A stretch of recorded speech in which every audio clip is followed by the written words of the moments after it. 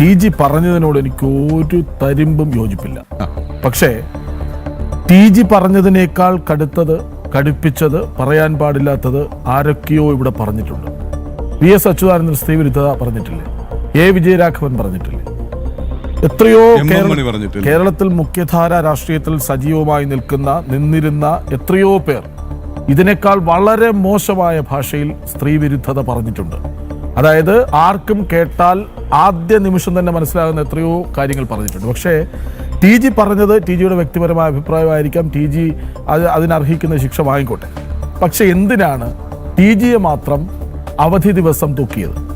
ഈ നേരത്തെ പറഞ്ഞതുപോലെ ആൾക്കൂട്ടത്തിനിടയിലൂടെ തിരുവനന്തപുരത്തേക്ക് കൊണ്ടുവന്നത് ഒരു ആഘോഷമാക്കി മാറ്റാൻ ശ്രമിച്ചത് എന്ന ചോദ്യമാണ് വളരെ പ്രസക്തം. പിന്നെ TGയോട് കാണിച്ചത് മറ്റു പലരോടും കാണിച്ചിട്ടില്ലെങ്കിൽ അത് ഇരട്ട നീതിയാണ്. അക്കാര്യത്തിൽ സംശയമില്ലല്ലോ.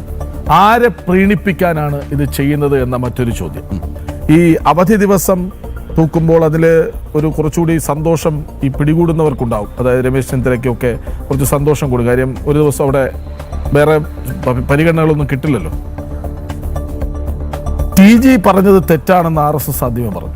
അതെ, BJP ആദ്യം പറഞ്ഞു, ഇപ്പോഴും പറയുന്നു. TG പറഞ്ഞതിനോട് ഞങ്ങൾക്ക് യോജിപ്പില്ല. പക്ഷെ ഒരു മനുഷ്യനെ ഇങ്ങനെ വേട്ടയാടാമോ എന്നൊരു ചോദ്യം പറഞ്ഞു.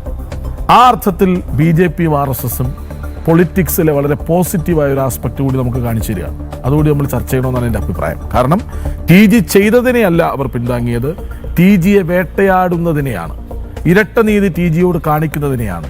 അത് ശരിയല്ല എന്ന പരാമർശം വരുമ്പോൾ തന്നെ TGയുടെ ഭാഗത്ത് ശരിയും തെറ്റും ജനങ്ങൾക്ക് ബോധ്യപ്പെടും. അക്കാര്യത്തിൽ ഒരു സംശയം എനിക്കില്ല. പിന്നെ TG മോഹൻദാസ് പറഞ്ഞത് വൈകാരികമായിട്ടാവാം, അല്ലെങ്കിൽ TG മോഹൻദാസിൻ്റെ പറച്ചിലിനെ ആളുകൾ സ്വീകരിക്കുമെന്ന വിശ്വാസം കൊണ്ടാവാം. അതൊക്കെ അദ്ദേഹത്തിൻ്റെ പക്ഷത്തെ കാര്യമാണ്. അദ്ദേഹം പറഞ്ഞതിനെ നമ്മൾ പരിഗണിക്കേണ്ടതില്ല എന്നാണ് എൻ്റെ വിശ്വാസം. ഞാൻ അങ്ങനെ കരുതുന്ന ഒരാളാണ്. അദ്ദേഹം പറഞ്ഞതിനെ അപ്പാടെ തള്ളിക്കളയാൻ ആഗ്രഹിക്കുന്ന ഒരാളാണ്. പക്ഷേ TG മോഹൻദാസിനെ ഒറ്റപ്പെടുത്താമെന്ന മോഹം, അതാണ് ഒരു പക്ഷേ ഈ SFI ഒക്കെ ആഘോഷിക്കാൻ ശ്രമിച്ചതുകൊണ്ടാവാം BJPയും സംഘപരിവാറും ഒക്കെ അദ്ദേഹത്തിന് ശക്തമായ പിന്തുണ നൽകി കൂടെ നിൽക്കാൻ ശ്രമിച്ചതും. അതായത് TG ഒറ്റയ്ക്കല്ല, TG പറഞ്ഞതിനോടല്ല, TG പറഞ്ഞത് തെറ്റാണെങ്കിൽ നിങ്ങൾ ഇങ്ങനെയാണോ അതിനെ പരിഗണിക്കേണ്ടത് എന്ന ചോദ്യമാണ് BJPയും RSSും ഒക്കെ മുന്നോട്ട് വെച്ചത്. TG ഇപ്പോൾ ചിരിച്ചുകൊണ്ട് ഇറങ്ങിപ്പോവുകയാണ്. അതാണ് ഏറ്റവും വലിയ രസം. ചിരിക്കാൻ കാത്തു നിന്നവർക്ക് മുന്നിലൂടെ ചിരിച്ചുകൊണ്ട് ഫോൺ വിളിച്ച് കൂളായി ഇറങ്ങിപ്പോകുന്ന TGയാണ് നമ്മൾ കണ്ടത്.